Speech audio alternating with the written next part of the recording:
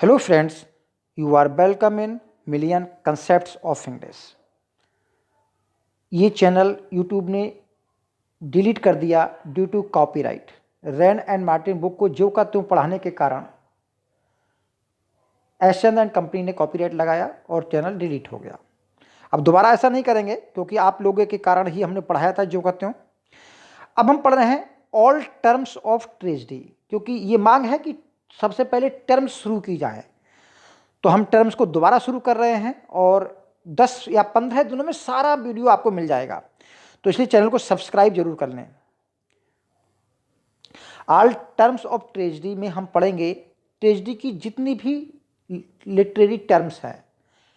Tragedy की definition क्या है, अरिस्टोटल ने ट्रेजडी की क्या डेफिनेशन दी है, characteristics of tragedy, tragic hero, catharsis, tragic flaw, hamartia, tragic plot, exposition, climax, peripeteia, anagnorisis, catastrophe और डिनाउमेंट, ये क्या होते हैं इसको हम पढ़ लेंगे। हो सकता है थोड़ा लंबा हो जाए, सो डोंट वरी, इसलिए जुड़े रहें। चलिए शुरू करते हैं। Tragedy a serious play or a novel representing the disastrous downfall of a central character, जिसको हम प्रोटैगनिस्ट कहते हैं। तो इसमें दो तीन बातें इस डेफिनेशन में निकल के आती हैं कि ट्रेजडी जो होता है वो एक सीरियस प्ले होता है। नॉवेल भी हो सकता है, नॉवेल भी होता है जिसमें प्रोटैगनिस्ट का डिजास्टर्स डाउनफॉल होता है, यानी कि उसको विनाश करने वाला उसका डाउनफॉल होता है सेंट्रल कैरेक्टर का, यानी कि हीरो का। अब कैरेक्टरिस्टिक जो क्लासिकल ट्रेजेडी की कैरेक्टरिस्टिक्स हैं, इसमें अरिस्टोटल ने जो पोइटिक्स में अपनी डेफिनेशन दी है वो आती है। तो कैरेक्टरिस्टिक क्लासिकल ट्रेजेडी क्या है?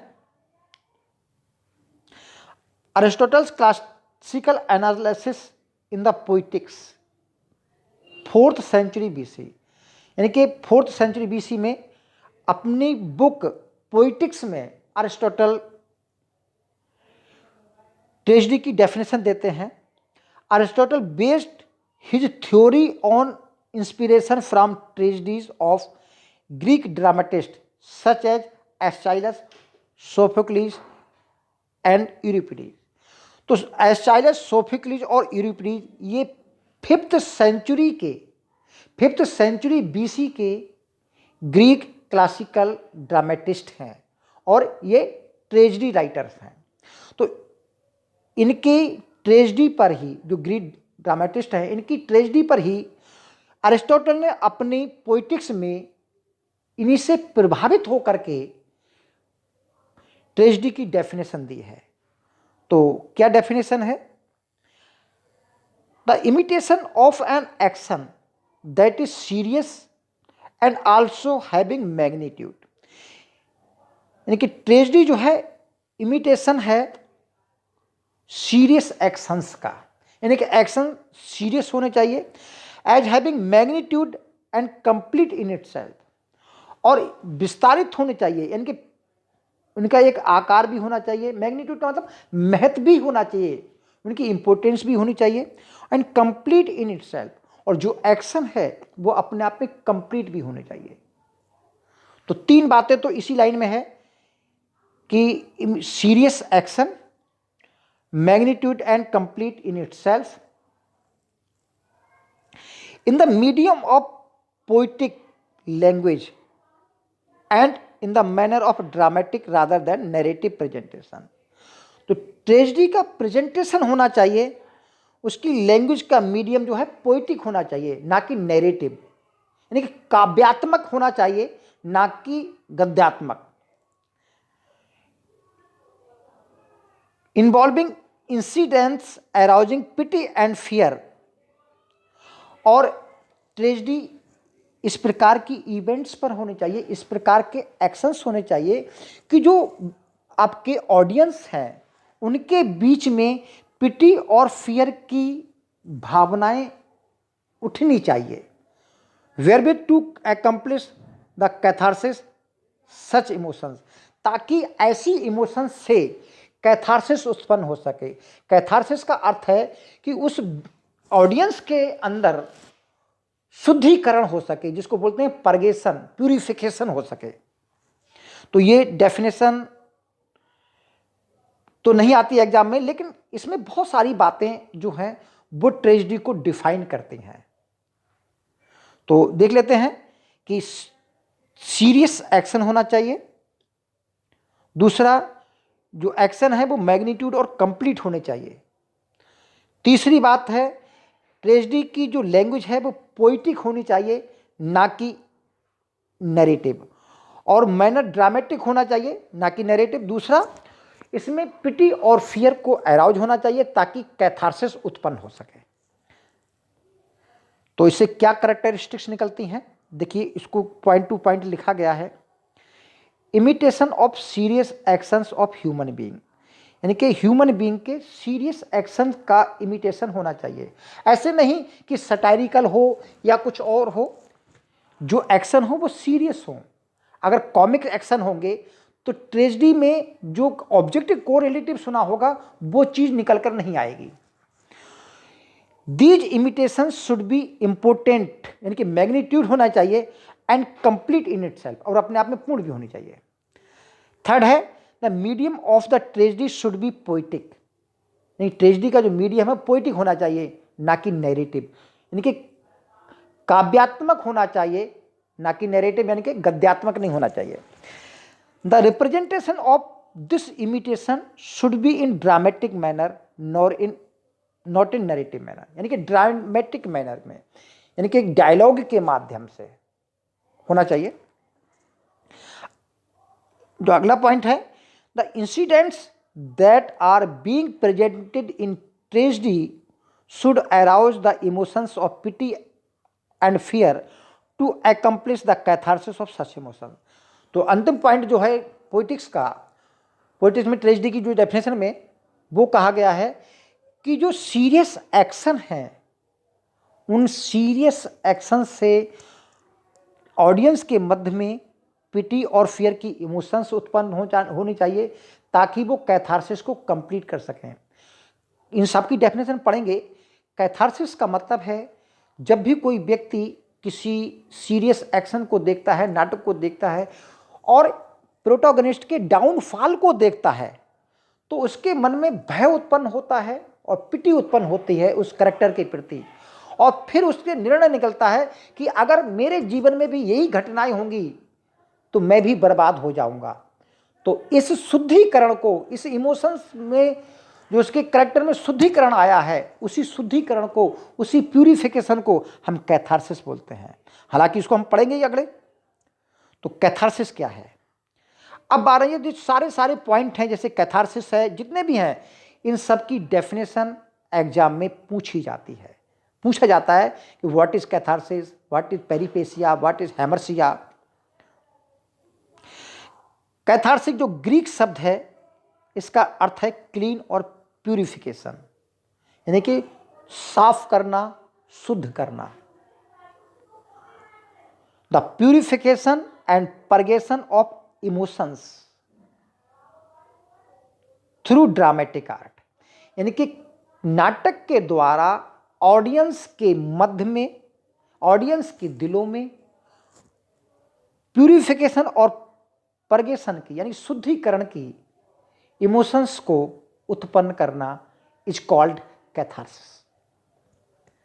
और it may be any extreme emotional state that result in renewal and restoration, यानी कि कोई भी स्टेट हो सकती है जिससे जो ऑडियंस हैं उनके हृदय में रिन्यूएबल हो जाए या रीस्टोरेशन हो जाए, यानी कि शुद्ध भावनाएं जन्म लें और जो गलत भावनाएं हैं वो गायब हो जाए। और ये कहने का अर्थ यह है कि उसका हृदय, उसकी इमोशंस शुद्ध हो जाए। तो समझ गए होंगे कि कैथारसिस क्या है। तो कैथारसिस है प्यूरिफिकेशन ऑफ इमोशंस, शुद्धिकरण यानी कि प्यूरिफिकेशन। और कैसे होता है कैथारसिस, ये सब बताया गया है। Aristotle use this effect on reader which he calls the pleasure of pity and fear. देख, पिटी और फियर का प्लेजर की बात कर रहे हैं अरिस्टोटल। ये क्या होता है? देखिए, जैसे कि आपने एक ड्रामेटिक पार्ट देखा, एक ड्रामा देखा, और ये ऑडियंस बैठे हैं, तो ड्रामा के जो एक्शंस हैं इन ऑडियंस के बीच में पिटी और फियर उत्पन्न करेंगे। तो ये पिटी और फियर ये निर्णय लेते हैं कि अकॉर्डिंग टू द सिचुएशन, जिस सिचुएशन से आपका प्रोटोगनिस्ट गुजरता है, तो उस सिचुएशन से अगर ऑडियंस भी गुजरेगा, ऑडियंस भी वही गलतियां करेगा, तो उसका भी डाउनफॉल निश्चित है। तो ये पिटी और फियर की जो इमोशंस होती हैं वो उसके मन में, यानी कि ऑडियंस के मन में एक शुद्धिकरण लाती हैं। तो वो कह रहे हैं कि कैथारसिस जो है वो पिटी और फियर का एक आनंद है, उससे आनंद उत्पन्न होता है, उससे लाभ ही होता है। अब हम किसी भी एक्शन को देख रहे हैं, किसी भी ड्रामा को देख रहे हैं, चाहे हम हैमलेट देखें, मैकबेथ देखें या ओथेलो को देखें, चाहे ओडिपीएस देखें, तो उसमें क्या होता है कि हमको ये तभी इफेक्टिव पिटी और फियर उत्पन्न करवाएंगी जब हमारा जो प्रोटोगनिस्ट है उसमें निश्चित करैक्टरिस्टिक्स होंगे। वो करैक्टरिस्टिक्स बता रहे हैं। भाई, पिटी और फियर किसी गरीब के लिए तो लोगों के मन में नहीं उठता, तभी उठेगा जब बहुत बड़ा व्यक्ति होगा, जब कुलीन व्यक्ति होगा, राजा और महाराजा, राजकुमार और राजकुमारी होंगे। कहने का अर्थ यह है, गरीबों को कौन देखता है? लोग सोचते हैं जब इतने बड़े व्यक्ति का डाउनफॉल हो गया तो हम तो कहीं गिनती में ही नहीं है। देखिए, the tragic hero if he is neither थ्रूली good nor थ्रूली bad but a mixture of both, कि जो हीरो होना चाहिए उसमें गुण और अवगुण का एक समावेश होना चाहिए, संतुलित गुण होने चाहिए, ना तो बहुत ज़्यादा अच्छा हो ना बहुत ज़्यादा खराब हो। फिर दूसरा पॉइंट है, this tragic effect will be stronger if the hero is better than we are, यानी कि हमारी जो स्थिति है, ऑडियंस की जो स्थिति है, उससे अगर बेटर स्थिति होगी तो ट्रेजिक इफेक्ट ज़्यादा होगा, in sense that he is of higher than ordinary moral birth, जो नैतिक मूल है उससे उसका जो कद है वो काफ़ी ऊंचा होना चाहिए। अब समझने की बात यह है कि दिखाना ये होता है कि बहुत बड़े करैक्टर से लोग अधिक प्रभावित होते हैं क्योंकि उनको फॉलो करते हैं। अगर उनका डाउनफॉल होता है तो लोगों के दिलों में और ज़्यादा भय उत्पन्न होता है इस बात का कि अगर इस व्यक्ति का, इतने बड़े व्यक्ति का डाउनफॉल हो जाता है तो आम व्यक्ति जो गलतियों का पुतला ही होता है, जिसमें सोचने की शक्ति नहीं होती है, तो उसका डाउनफॉल तो निश्चित है। अब डाउनफॉल ऑफ द हीरो क्या होता है, कैसे होता है, वो देखिए। हैमर्सिया के कारण होता है हिज एरर ऑफ जजमेंट। तो ध्यान रखिए, हैमर्सिया की डेफिनेशन आएगी तो आपको वहां समझना है एरर ऑफ जजमेंट, यानी कि कोई सिचुएशन में निर्णय लेने में गलती करना। अब हम एग्जाम्पल लेते हैं। देखिए, हैमलेट की बात करें तो हैमलेट क्या करता है, जब उसके अंकल क्लॉडियस प्रार्थना कर रहे होते हैं तो उसको वहीं उसका कत्ल कर देना चाहिए, मर्डर कर देना चाहिए, लेकिन वो नहीं करता, मौके से चूकता है, यानी कि सही निर्णय नहीं ले पाता। जहां तक उसका जो पागलपन का दिखावा है वो भी उसका निर्णय सही नहीं था, क्योंकि लोगों को उसने अपनी तरफ, अपने विरोध में कर लिया, लोग उसकी बात को सीरियस नहीं ले रहे थे। तो कई एक्शंस होते हैं जिनके कारण वो उसके एरर ऑफ जजमेंट हो जाता है, यानी कि सही निर्णय नहीं ले पाता। तो जो हैमर्सिया एरर ऑफ जजमेंट है, इसके कारण क्या है, किस कारण से हैमर्सिया होता है, तो वो होता है ट्रेजिक फिला के कारण।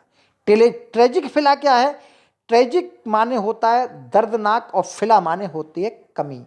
तो ऐसी कमी जो व्यक्ति को उसके पतन की ओर ले जाए, जो हीरो को, प्रोटैगनिस्ट को उसके पतन की ओर ले जाए, तो उसको हम बोलते हैं ट्रेजिक फिला।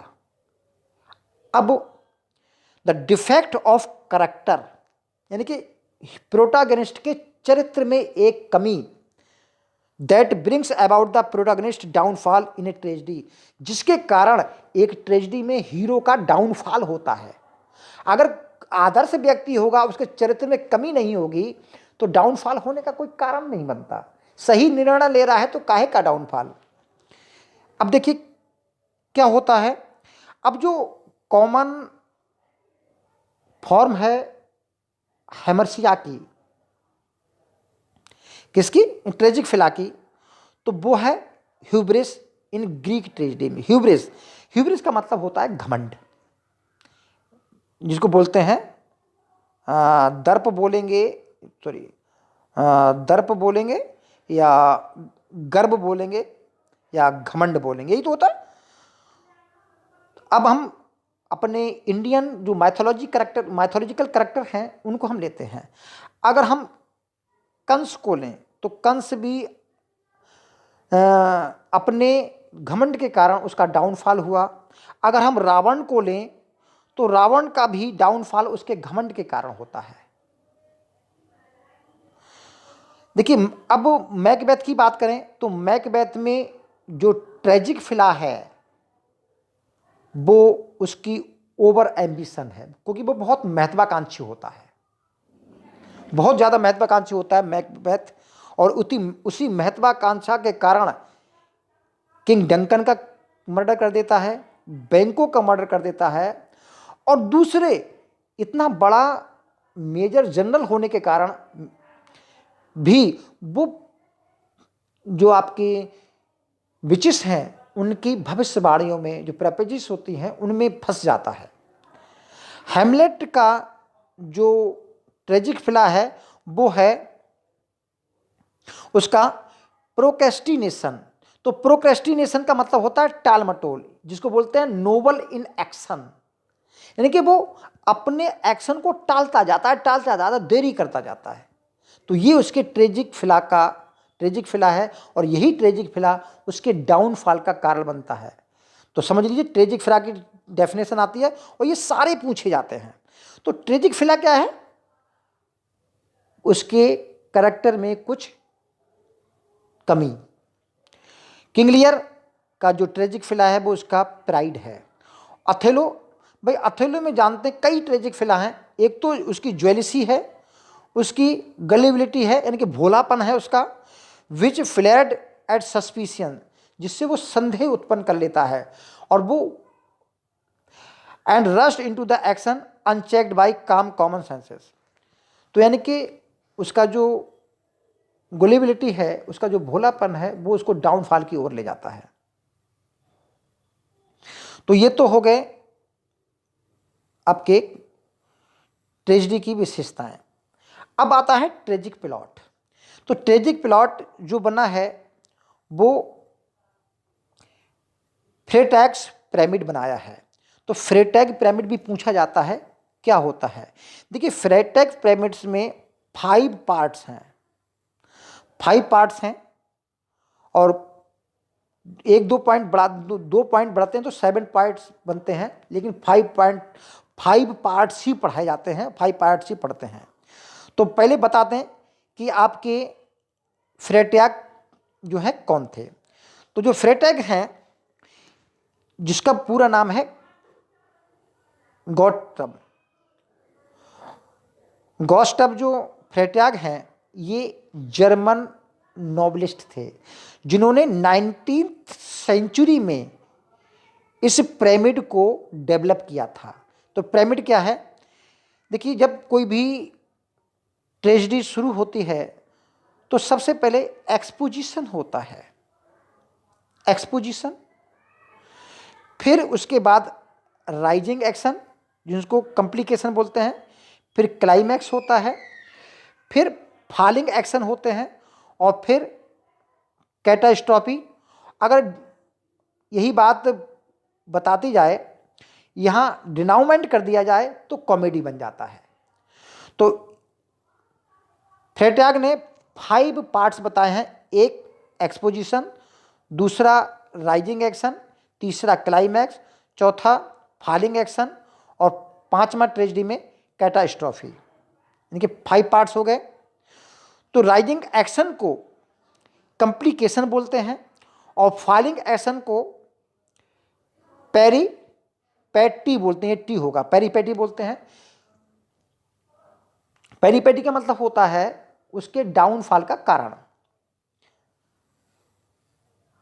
अब exposition, the opening part of the play in which we are introduced to the characters and their situations often by reference to preceding events, यानी पूर्व घटनाओं से रेफरेंस देते हुए हम एक्सपोजिशन शुरू होते हैं। तो एक्सपोजिशन प्ले का एक इंट्रोडक्टिव पार्ट होता है। हैमलेट में विद द एपारिशन ऑफ घूस्ट जो है एक्सपोजिशन का काम करता है। फिर राइजिंग एक्शन आते हैं, उसके बाद क्लाइमैक्स आता है। तो क्लाइमैक्स जानते हैं सबसे चरम बिंदु होता है। Any movement of great intensity in a literary work, specially in drama, climax comes in the third act of the 5 act play. तो ये बहुत इंपॉर्टेंट पॉइंट है कि क्लाइमैक्स कब आता है। तो क्लाइमैक्स 5 एक्ट के प्ले में थर्ड एक्ट में आता है। पेरीपेसिया, पेरीपेसिया होती है टर्निंग पॉइंट। तो टर्निंग पॉइंट का मतलब होता है यहां से जो प्रोटैगनिस्ट का भाग्य है वो बदल जाता है और यहीं से उसका डाउनफॉल शुरू हो जाता है। A sudden reversal of Fortune और चेंज इन सर्कमस्टांसेस, यानी कि उसकी परिस्थितियां बदल जाती हैं। तो इसको पेरीपेसिया एक टर्निंग पॉइंट है, यानी कि सडन रिवर्सल ऑफ फॉर्च्यून है, भाग्य में अचानक परिवर्तन आना। अब हैमलेट में देखिए, हैमलेट जब राजा डंकन को जब वो प्रार्थना कर रहा होता है तो उस समय मारने में असफल रहता है। उसके बाद क्लॉडियस को बहुत ज़्यादा समय मिल जाता है। तो यहीं अगर हैमलेट क्लॉडियस को मार देता तो सारा ही मामला जो है अलग हो जाता, ना हैमलेट मरता और ना उसके और साथी। एक टर्म और आती है इसमें, एनाग्नोरिसिस। तो एनाग्नोरिसिस क्या होता है? एनाग्नोरिसिस का मतलब होता है भेद खुलना। क्या होता है? भेद खुलना। और भेद खुलने का मतलब होता है उसको पता लग जाता है कि सारा जो माजरा है, सारी जो बातें हैं इस करैक्टर के कारण हुई है, इसने मुझको बर्बाद किया है। यानी कि पहले तो जो हीरो होता है, प्रोटैगनिस्ट होता है, वो अंधेरे में रहता है। तो उस अंधेरे को सारे बादल छट जाते हैं और उसको अचानक जानकारी होती है कि किस कारण से ये डाउनफॉल हो रहा है। तो उसको बोलते हैं एनाग्नोरिसिस, यानी कि भेद खुलना। पढ़ लेते हैं क्या लिखा है। Anagnorisis, a point in which principal character recognizes और discovers another character's true identity और true nature of their own circumstances. अगर हम एग्जाम्पल लें तो अगर ओथेलो में एक बात करें तो ओथेलो में यागो जो कैरेक्टर है, जो मेन विलेन है, उस हमेशा बिल्कुल घनिष्ठ बन के रहता है ओथेलो के। और बाद में ओथेलो को यागो के बारे में पता लगता है तो उसके पैरों के नीचे जमीन खिसक जाती है कि इसने पूरा बर्बाद कर दिया। तो वो जानकारी होना, अचानक भेद खुलना, वो कहलाता है एनाग्नोरिसिस। और कैटास्ट्रॉफी तो आप जानते ही हैं कि जो अंतिम पार्ट होता है, जो एंड होता है प्ले का, वो कैटास्ट्रॉफी कहते हैं। और कैटास्ट्रॉफी ट्रेजेडी में होता है तो ट्रेजिक एंड को हम ट्रेजिक एंड को कैटास्ट्रॉफी कहेंगे। It is the end of the play, it is applied to tragedy only. और जो ड्राउमेंट है is applied comedy. Death of the protagonist इसमें होती है तो हम कैटास्ट्रॉफी कहेंगे।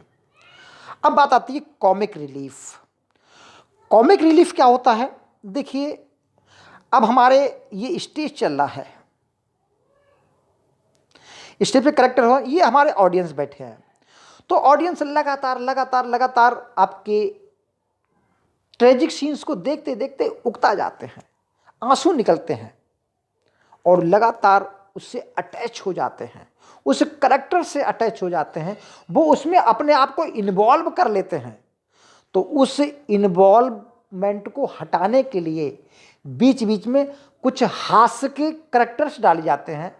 जैसे हमारे यहाँ अगर हम नाटक कंपनी देते हैं तो कुछ कॉमेडी के सीन आ जाते हैं, ताकि उस जो सिचुएशन से वो ट्रेजिक सिचुएशन झेल रहे हैं, जो टेंशन हमारे ऑडियंस झेल रहे हैं, उस टेंशन से कुछ समय के लिए ऑडियंस को मुक्ति मिल सके। तो ऐसे एपिसोड्स को जो हंसी दिलाते हैं उनको हम कॉमिक रिलीफ वाले एपिसोड कहते हैं। तो देखते हैं क्या होता है। Comic relief is the introduction of comic characters, speeches और सीन्स इन ए सीरियस और tragic work, specially in dramas. विशेष रूप से ड्रामा में कॉमिक कैरेक्टर्स, जैसे उसमें जो डिगर थे, ग्रेव डिगर हैमलेट में, तो वो इसी का काम करते हैं। तो कॉमिक कैरेक्टर्स हो सकते हैं, कॉमिक स्पीसीज हो सकती हैं, सीन्स हो सकते हैं एक सीरियस एक्शन वाले प्ले में। The grave diggers in Hamlet. और उनका पर्पज तो जानते हो, पर्पज मैंने अभी बोला ही था। क्या बोला था? The purpose of comic relief is to provide a movement of break और for the audience from the story's tension, lightning the mood through the comic element to give the audience a quick break. तो इसका मतलब audience को एक tension से मुक्ति देने का काम जो है कॉमिक रिलीफ करता है। नोट ये इंपॉर्टेंट है, कॉमिक रिलीफ जो थे हमारे ग्रीक ट्रेजेडी में नहीं हुआ करते थे। तो जो हमारी जो इंग्लैंड की ट्रेजेडी है या रोमांटिक ट्रेजेडी है, इसमें मिलते हैं। तो ड्रामा में इतने ही पार्ट थे जो ट्रेजेडी में। आज के लिए इतना ही। Thank you, all the best.